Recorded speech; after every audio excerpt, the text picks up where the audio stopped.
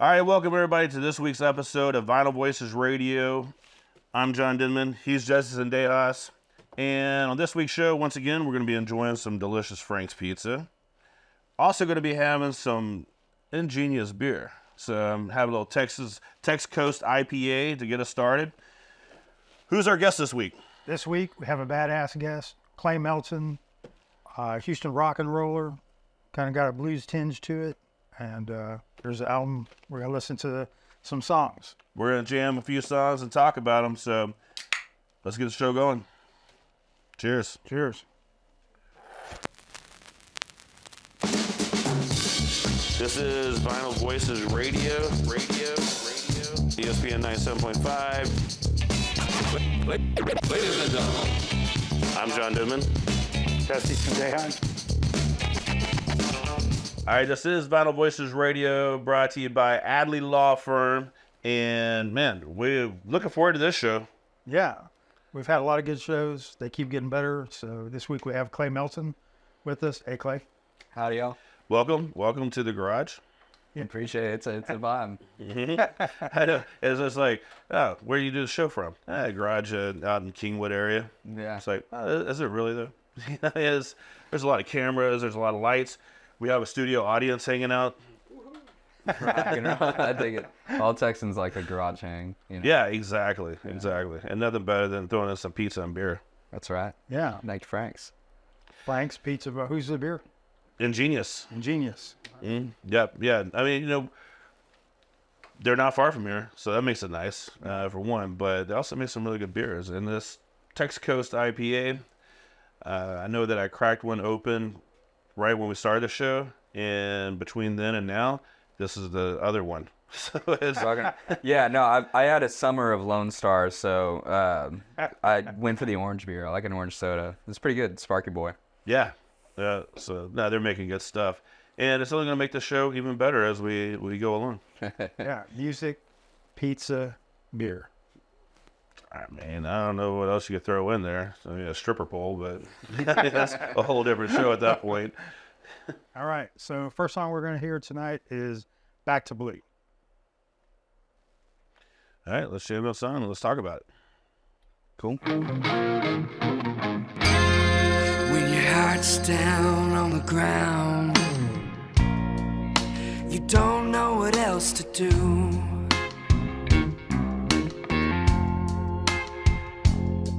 When your heart's down on the ground, your lover left you for someone new.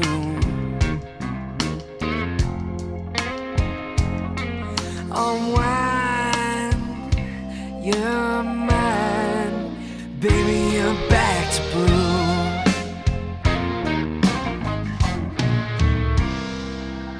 As your man left you high and dry, you don't know what else to do.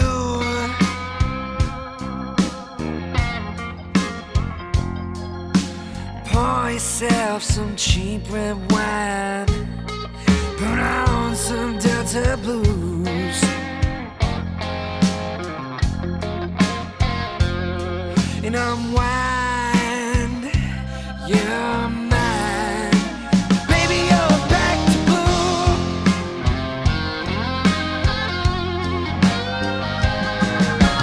Ain't no southern voodoo, no trick that you can pull. If you gotta make do, get back to blue. And unwind your mind. Baby, you're back to blue.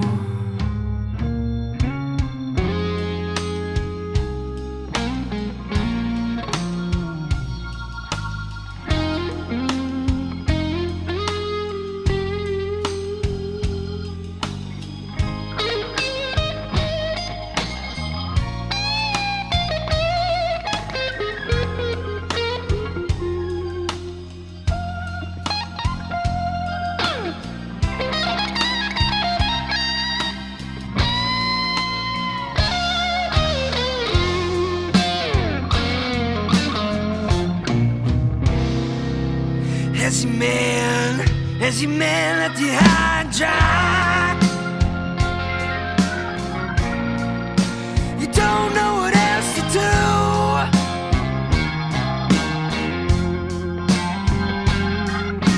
Pour yourself some cheap red wine, put on some Delta blues,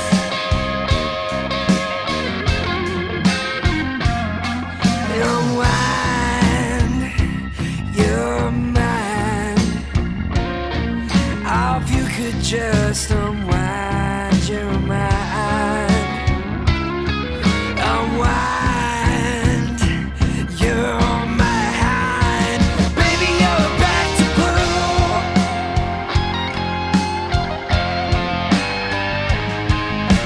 Ain't no southern voodoo, no trick that you can pull.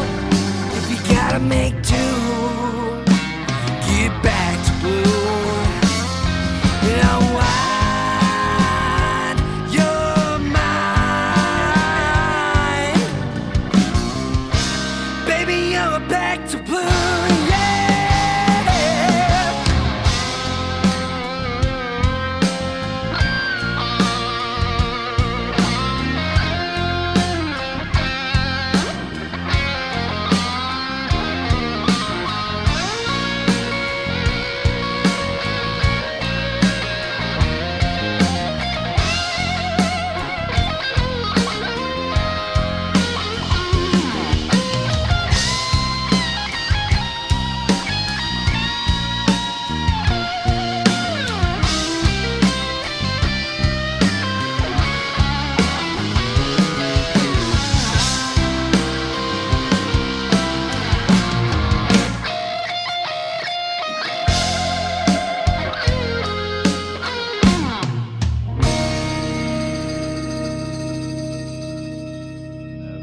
And so during the break, we were talking about how, just writing in general, and I think it's badass that people can just write a song, and this is where the drums come in. This is where we need a little guitar solo.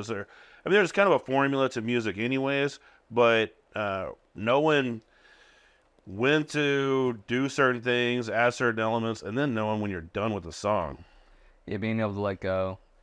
Yeah, that's something that's been really, I think, great for me personally as a musician, is being able to say, all right, this is where this song is at, because it's going to change after you put it out. There's not a song that we've released that we continue to play that didn't end up being played differently, and it's just like, I think it's Rick Rubin talks about, songs are like a statement of a time period, and that's really what it is. We were talking about authors, and the fact that they can think about and then, create something just out of their heads and say, all right, it's ready to go. Yeah. What's the statement of the time period of Back to Blue? Back to Blue was, you listen to lyrics and it reads like a breakup song, and it was around the time of a breakup. I wrote it at the beginning of 2020, I think in February, right before everything shut down. Broke up with life. Yeah. No kidding. Yeah. I had to get a dog about it. But like, really what excited me about writing the song was trying to get back to my musical roots, I guess, and wanting to kind of get back to blue, get back to what I wrote when I just picked up the guitar and sat on the couch type thing, what excited me, and that's kind of like this song informed that entire EP we put out in 21, and that song really shaped itself too with the producer Danny Jones, who we recorded with out in Katy. He was one of the head engineers at C Saint Studios under Alan Toussaint in New Orleans for years in the 80s and 90s, and worked with Stevie Ray and Etta James and a lot of names I looked up to, Sure. So working with him was one of those experiences where I had this song I cared about, but he helped me. He really encouraged to fully explore it, and kind of go full tilt with it. Yeah, it's a smooth song. Yeah. Appreciate it. Very smooth. And I was listening to it, And one of the things that popped in my head was Salma Hayek dancing around with a snake. There you go. It kind of had that vibe. If you don't know the reference, you need to look it up. Yeah, it's solid. Yes. I'll take that one for sure. Yeah. Yeah, I think you've been playing guitar since you were like 11. So, right? Yeah. Grew up playing. Carlos Johnson was a band leader in Houston that really got me playing out live in Houston at a young age. Yeah. I mean, I guess I think most of the artists that we've talked with, they play an instrument, and it feels like that's what it is, an instrument. You know, when I listen to your music, I feel like the guitar is part of the songwriting process. Like it's your co-writer almost, because y'all are attached at the hip, so to speak, you know. 100%. Yeah. I was glad y'all said bring your guitar because I just feel comfortable with one, you know. If your wasn't sitting here right now, Yeah, you'd be a little more nervous. Be a little lonely, yeah. Or it's like, you know, speaking on stage with the guitar in my hand is easy enough for me, but without, it's like, you know, it's like the Anchorman scene. Yeah, what do I do with my hands? Yeah. But with a song like that, I mean, how much of that really just starts with, okay, here's what I'm feeling and here's where I want to go with it, versus just picking up and just starting to play something out and kind of see where that leads. Yeah, that song, and honestly, that song and every song I've ever written has mostly been sitting with this guitar, actually. Guitar I've had since I was a kid. And demoing out, I really like to explore. Every song we've released, I've really recorded a pretty, you know, extensive demo of, if not several, you know, and tried to explore before I bring it to somebody else, you know, to see if there's more to get out of it, you know. Yeah. And was it real easy for you in the guitar? Because some people are just prodigy. Like, they just pick things up and they just hear it and they're like, wait a minute, I can do and just this. start playing. It was just one of those things where once I started to get in the hang of it, before I could play well, I wanted to do it all the time anyways, you know, and I was just shutting myself in my room, like, you know, a lot of musicians, and just quickly didn't want to do anything else, you know. Grades took a back seat, everything, you know. I just wanted to play shows, and I think the biggest part for me was getting thrust into playing live at an early age, because that taught me to love of performing and playing with other people, which is where you learn the most about yourself as a player, you know, is in the live environment. You realize very quickly what people like and don't, you know. you see when the people go get a beer, Oh, yeah. or go to the bathroom, you know. It's like, Yeah. maybe we should change. We're going to play a new song off our new album. Oh yeah, curse words. Man. I just learned this year. It's like I'm never They're out. telling them if it's a new song that we're trying. I tell them after. Tell 'em after. Yeah, exactly. You guys like that one? They're like, yeah. Like, that's a new one. Gotcha. Yeah. No kid. Yeah. You recorded live at Dosey Doe. Was it last year or year before last? Let's see. We did that in the beginning of 2022. Right. Yeah. And then, released last summer. Mhm. Right. And so, but I think when we talked before, that's also, that venue has been kind of instrumental to you as far as going way back to those first live shows that you did. Definitely. Yeah. Steve Syed over there was one of the first club owners to give me a chance at a young age to bring my three-piece in and do, you know, we opened for Edgar Winter Group when I was 15, Joe Ely, and a lot of different shows. Monty Montgomery was a notable one for me as a guitarist, you know, and At 15? that was a little bit later. Yeah. But you know, we go back there every year. We do a annual like Clay Melton Friends show where we have different guests come up throughout the night. By the end of the show, the band is like 7 or 8 pieces. You know, we kind of add musicians through the night and stuff. And so we still love going there. It's a special place in Houston. Too. Yeah. Great venue. Oh yeah. And food's good, too. No lie. No chicken fried steak at the end of the night. Oh yeah. Yeah, you can't beat it. I mean, Chicken fried you know, steak in a show. Yeah. There's also Frank's Pizza, but yes, the chicken fried steak at Dosey Doe. We already talked about this. I'll eat pizza anytime, man. Well, you eat cheese pizza, because a couple of us on the crew are not always very happy that there's no pepperoni on I do not discriminate. I love pizza in any form. All right. Nice. On principle, you want to eat the cheese? Oh, I'll eat it. Okay. I mean, I don't think any of us wouldn't eat it. It's just more of a preference thing. It's if I'm gonna pick, man, yeah, let's let this cheese. Yeah. Okay. Yeah. To their point, It's still gonna that be eaten. is usually the last pizza left. But Yeah. And it gets eaten. it does. The next Yep. day is leftovers. So that song, breakup song. Everything work out all right with that? Breakup. Oh no. I mean, yeah, I guess we're playing a song about it a couple years later. There were some successes. Yeah. She moved to another city. It was I'd say if anything, I was glad that song happened when it did, because it thrust me into that project that we did at Across the Road Studios, and we're able to write the rest of the record. You were kind of stalling for a little bit, and then some breakup and a little motivation. It was just that it was the music industry shutting down.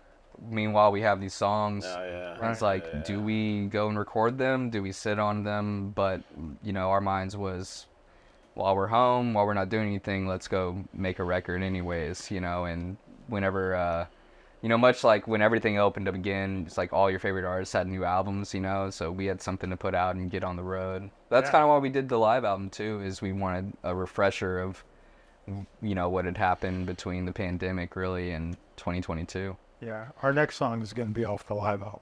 It's called Mess. It's like one of my favorite songs in the group. So, All right. yeah. Well, let's take a break and eat some pizza, because it doesn't really work very well on microphones. So let's eat some pizza, crack open some more beers, and this is Vinyl Voices. We'll be right back.